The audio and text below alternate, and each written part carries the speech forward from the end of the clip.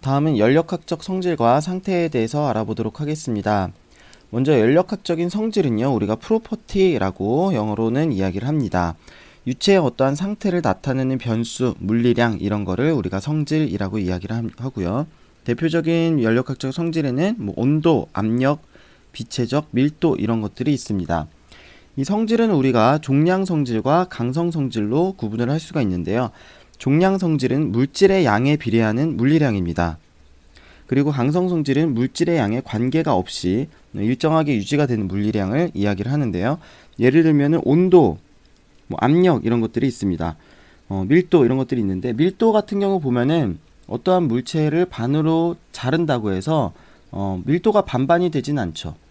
압력도 마찬가지죠. 압력도 어떠한 방안이 1기압인데 그 반의 공간을 반으로 나눈다고 해서 0.5기압, 0.5기압 이런 식으로 나눠지지가 않죠.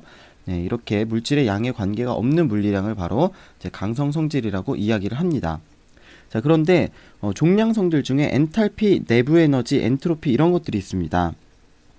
이제 엔탈피 같은 경우는 이제 어떤 시스템 안에 엔탈피, 내부 에너지 이런 식으로 표현이 가능한 건데, 이것을 그대로 계산하기가 조금 불편한 겁니다. 왜냐하면 양에 따라서 이제 달라지기 때문에 어떠한 그 유체의 현재 상태를 이야기하기가 조금 불편한 거죠.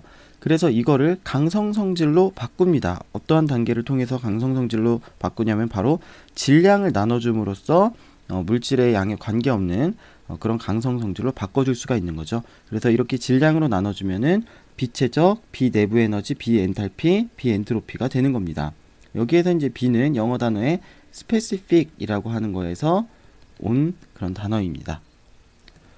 자, 그리고 상태는요. 상태는 유체의 성질들에 의해서 결정되는 것입니다. 예를 들어서 비체적이 얼마다, 압력이 얼마다 라고 하는 것을 통해서 이 1번 상태, 그리고 비체적이 커지고 압력이 커져서 요만큼 상태에 도달했다, 이렇게 이야기를 해줄 수가 있는 거죠.